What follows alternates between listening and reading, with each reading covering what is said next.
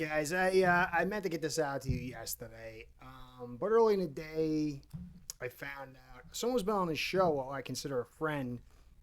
Zach, also known as that Dolphins realtor, was diagnosed with brain cancer, and it kind of just drew down my spirit. A good guy. His daughter went through battle with brain cancer, some kind of cancer. 2 years old, and she finally beat it. Now he's got it, and I was down. I was down on it. I was down to just watching all the talk, and I kept struggling.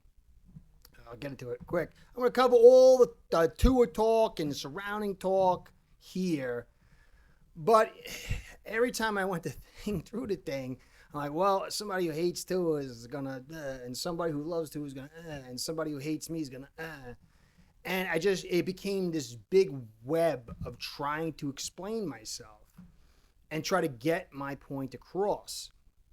And then you could say, well, don't worry about what people think. But I've always come at this. I was a trained teacher, went to school for journalism. So my belief is connecting to people and trying to reach them, not to change their mind, but to give them the information. And anytime you run into a block where people shut you off for whatever reason, then you've kind of failed at your job and you're not going to get that information to them. So I was going through it. And honestly, guys, it's not really possible for me to manage it all with my mental abilities these days. I'm just run down, tired of the cycle, tired of the BS, and it's difficult. So I'm going to try to process what I view is really going on here and what Dolphin fans must stay focused on or they're going to get hustled. And for a long time, people I consider friends or would say, oh, you're crazy, especially after the Flores thing when I came out and said, we're doomed because this franchise has got no honor. They're operating on things that are other than football. And now we're here years later, and we're back in the same situation. And so I'm going to cover Tua, his post-game conversation, the media wrap around it, McDaniel's response, the overall response, but try to get you guys to see some possibilities. And if we're not unified on the truth, we're going to get hustled again. And I'm going to get into it in a second, but I'm just trying to lay it out here for you. I said that what this franchise does, I don't think it was always this way. I think Ross really wanted to win, but he spoiled the pool with his shenanigans and the way he does things.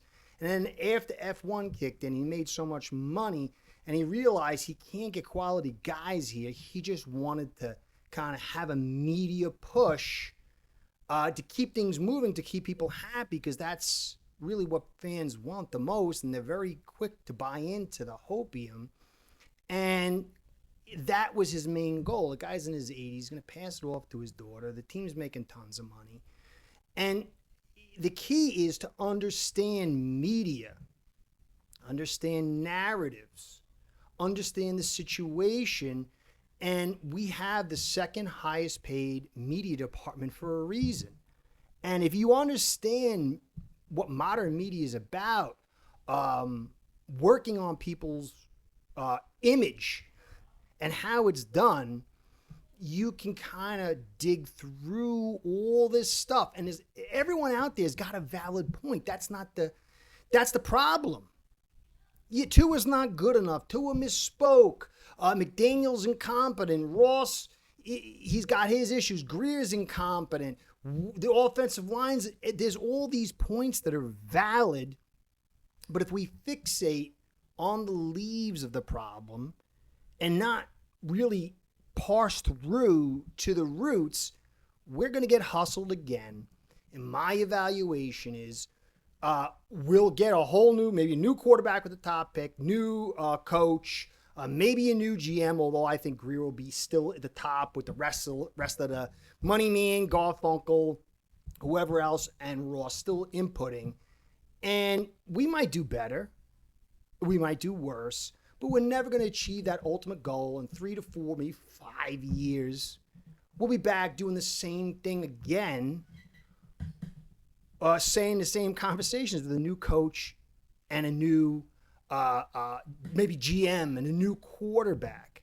Because the heart of our failures, which you can go through the history of Ross owning the Dolphins, and it's the same thing over and over again. So Tua came out, and he said, hey, look, guys are not showing up to these meetings. Leadership, whatever that is. Does he mean player leaders? Reason talked about how coaches sit in on these film sessions. Maybe he was talking about them. I don't know. He shouldn't have came out and said it the way he did. But the bottom line is we've had dysfunction since McDaniel's been here. We've had dysfunctions when Flores was here. Gase, Queasy, even Sperano, really post Ross's journey to get Harbaugh and got caught. That's when it all started. It's the same. And the cycle starts with the last guy is a total bad guy. Then there's the hopium. And then we start falling short and seeing problems and dysfunction. And then it ends in a total nosedive into cement. And then whoever was there becomes the villain. And then the new guy is the hero. And the only people really haven't gotten or received, I'm an English major, I got to say received, is Ross and Greer. And there's a little bit of heat on Greer this time, a little bit of heat on Ross. But Tua isn't the brightest light on a Christmas tree. And I don't even mean from an intellectual standpoint. He just does not understand the world. Flores tried to get him to do the Patriots way, don't say anything. But then, when Flores was gone, he came here, and McDaniel taught him to do the media way. They had the whole flight in, and then he started talking out, changing his hair, and everyone's fixating on that. And then he did the stupidest thing ever. He had people talk him into saying, show me the money. That's not a savvy kind of guy. And if you're going to do that, and you see the response, you shouldn't have done it again.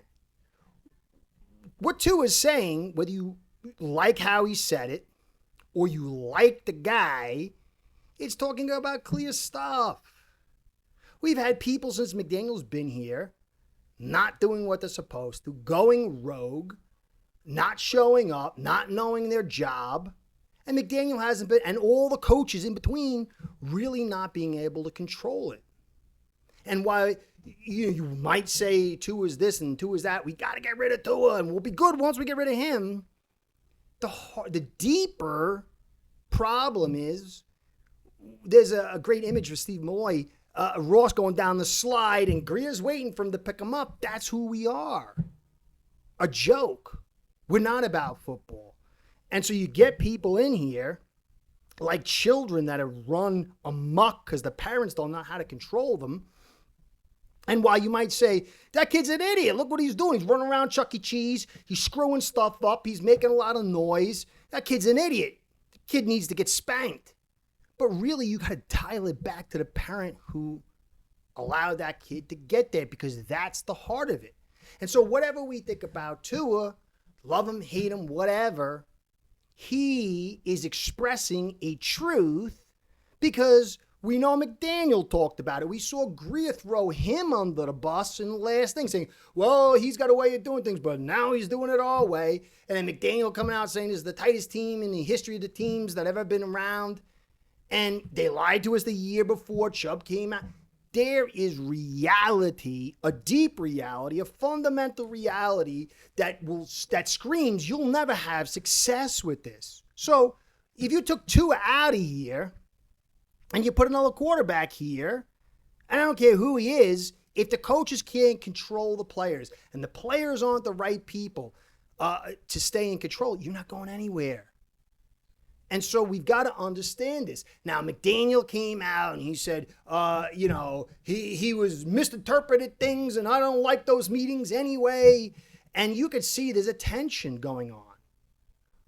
But remember, there was a tension going on with Flores, and Flores had dead bodies in the basement. And now we're here with Mr. Nice Guy who said Tua was the greatest and he saved his career. We're back entering the same thing again. And we had Brewer come out and we had Paul come out and say, we should keep these things behind closed doors. Yeah. But isn't it more important that the team is doing what's right? Isn't it a bigger factor that you are in year 4 and you've got the same dysfunction with whole new players and teams, people who don't give a damn? If you don't, NFL, not for long. If you don't give a damn and you're not giving everything as a totality all the way up to the owner who's got to give his all to stay out of football business, you're not winning. It's the best of the best of the best, all fighting. Alphas battling, giving every little bit of their mind and body to win a game, to go to the Super Bowl. Do you think you can give 70% and have that success? And so while you're going to fixate on what to say, and guys, understand, whatever the narrative is, it's got to have accurate contextual information, or the narrative is going to get submerged and it's going to be driven in wrong. You hear people, well, he threw 3 picks that game, so you should worry about that. Soon as I see it, it's a red flag. It's not that Tua should be here or not, but if you're saying he had 3 picks, either you didn't watch the game and you're just repeating, which means you're not good at this subject, or 2, you're just trying to push a narrative, or 3, you're not accurate because he threw 3 picks. It's in the stat line. He threw 3 picks. Well, Waddle dropped 1, so that's really 2. The second one was totally his fault. You want to drive on that one? Fine, that's fair. The third one, 5 seconds left. Can you really count that? It's not to say, oh, well, Tua was great and we should have won. It's not to say that. It's to say give good information, or that person is not doing you a right thing by hustling you. That's a hustle, whether it's consciously or subconsciously, because they're directing your mind to say, this guy threw freaking 3 picks and he's coming out after the game and he's saying, these guys didn't show up. Really, it was 1 pick. Waddle dropped it and it was 5 seconds left. 1 pick. He throws picks. Okay, but that's not the accurate story. And then it creates a narrative, driving people's attention away from Ross, away from the dysfunction he's had ever since he's been here, away from Greer, who the GM is the most important piece. I've said it over and over again. Oh, we need a quarterback. It's all about Trey Lance. We got 3 picks and some first round picks and mid-round picks. And Lance was a bust, total bust. We got those picks, did nothing with it. And they picked a guy in the 7th round. Now they got Mac. They even had Mayfield. They could have kept him. And they kept on going, went to a Super Bowl. It's not about the quarterback. Not until you get the team right. Not until you get the coach right. Not until you get the GM right. Not until you get the owner right. And if you're a good franchise, you'll find the guys that fit in there. You can't just hit a button and go, give me Marino 2.0. Hit a button, give me Mahomes and Allen. It's not how it works. And if you have those guys and they're not in the right framework, Shula's the greatest coach ever. One of the greatest, if you want to be. But he sucked as a GM. That's why Marino didn't win. You ain't getting better than Marino. And you had a great coach. And you had some great pieces. And you had Al-Vadadi, but he wasn't there till the 90s. But it was the team that sucked because the GM couldn't do it. A great GM who runs football operations, who's not bound by the owner and his little buddies, who makes good decisions, gets the good coach, puts the right team together with the talent. You get the right team, and ultimately, if things work out with some luck and everything, you get success. It's not a bottom up. The top is the owner, I guess, but he's supposed to be off on the distance. It's supposed to be the GM. It's not, well, I get a quarterback, I'm going to win. Even though I got crap GM, crap coaches, lack talent. Look at Allen now. He's struggling. 2 games lost. But I want you to understand. I probably lost a lot of people, but it is what it is, really. I wrote this article for Finn's News, kind of a little more coherent or linear. You can check it out. It's called Dysfunction Erupts after the Finns lost to the Bolts. But when you go through the list, where is that damn list? So, Parcells was here. He was a hero. Then he became the bad guy. We got rid of him. Sperano, he became the bad guy. We got rid of him. Then Ireland, he became the bad guy. We got rid of him. Philbin, Incognito, Hickey, Tannenbaum, Gase, Tannehill, Gailey, Flores, Fangio, and you want to put Fitzpatrick in there. And now it's Tua and McDaniel. The same thing. They're the savior. They're losers. The next one's the savior. And then it repeats. Because Ross isn't capable or hasn't been capable to set the right thing up. And we've had poor GMs. And some of these people, they were idiots. But it's still the same as the same as the same. And it goes back to Greer, 10 years, 24 years in the organization. And Ross, the cycle will repeat. And while Tua, he's got flaws, he could have been built around better and maximized him. If we had built around him right, we could have moved off him before we signed a big contract and brought in Mayfield. But we're idiots. We didn't build right. We didn't see the talent out there. Could have Daniel Jones. But that goes back to the owner, GM, and then they set the table. But we're going to fixate on Weaver. We'll fixate on Tua. We'll fixate on McDaniel. And Greer, if we don't fixate on him and Ross, we'll either be back as the GM. Don't think they can do that. But what they will do is say he's stepping down and he's done so many great things. And we're going to take Champ Kelly or Marvin Allen. They're going to step in. And Greer will just go up to the top and he'll run the show with the money man and Garfunkel and Ross. And for the most part, Allen and Champ, they might do better. They got to do better because Greer is totally terrible. But they're going to be compromised. They're going to be bound to have the same structure underneath them. It's not just Greer, it's the scouting staff. How did we draft Jonah? Somebody just pointed out that he only had a 26 bench with all that bad technique. What's his name? Rutledge. Could have had him way back. Could have traded back and got him. He's doing better than Jonah. He wouldn't have fit our scheme as much. But Jonah is a disaster. But it's the same as Eichenberg. It's the same as Jackson. Same as EZ, and which McDaniel's a part of. Oh, bang my table for EZ. And Zach Tom moves out. Or Tyndall. Cam Smith. You will I don't care. Do you think that these guys can draft the right quarterback? What have they drafted right? 10, 20% maybe? When's the last Hall of Famer we've had? All-pro player. Achane could be one of them, and that is a good pick. But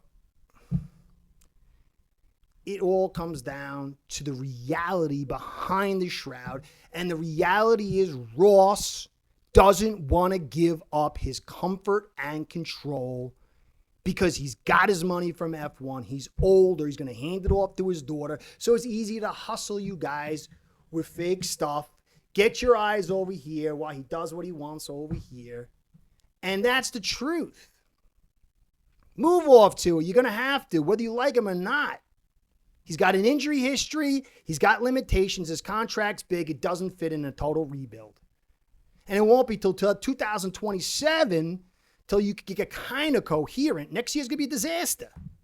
The money, the lack of picks. You know how many picks we have to fill this team out? It's going to take 3 or 4 years, 2028. So whether you like to or you don't, you got to get off him. And so that's got to be understood. Got to get off McDaniel. He's getting played to be the poor guy who's been strapped by Tua. No, this little stupid stuff. He's the guy who runs the team. He can't even get plays in on time. A little bit better this year. Can't keep the team disciplined. Team always chokes. It's not just Tua. He put us ahead. The defense choked. And you got people that are totally at odds with each other, and there's no control. He's got to go too. Focus on what matters. Hope you get what I'm saying. I'll get film to you tomorrow. There was a great comment by Woody. He says, can you look at the plays McDaniel called leading up to the Dolphins scored their last touchdown? He ran the ball and did not allow Tua to throw the ball down the field. McDaniel's handcuffed by quarterback limitations. Some ways, but it's not. I'm going to add that into the film tomorrow. But look at the philosophy and calls behind what everybody would say is the better quarterback, Herbert. Notice the runs inside. Notice the easy setups on passes that in all areas. And they had a lesser offensive line. McDaniel is handcuffed a little bit by Tua, way more by this offensive line, and way more by his inabilities. He's not good. He can't adapt. He's a strategist, not a tactician. He has no adjustable ability to adjust. But yes, he is slightly handicapped. Tua can't take on the deep outs. You got to worry about protecting him a little bit. But there's way more than that, guys. Way, way, way more than that. That's an ESPN. Not saying it's a bad take, because it's right, but it is just a piece of a much larger picture. So I'll try to get that to you tomorrow. I hope you enjoyed. Curtis saying, be well. Go Fins. Here we go again. Curtis out. Start building your own online sportsbook today by getting signed up with aceperhead.com service that'll allow you to book action on sports from all around the world.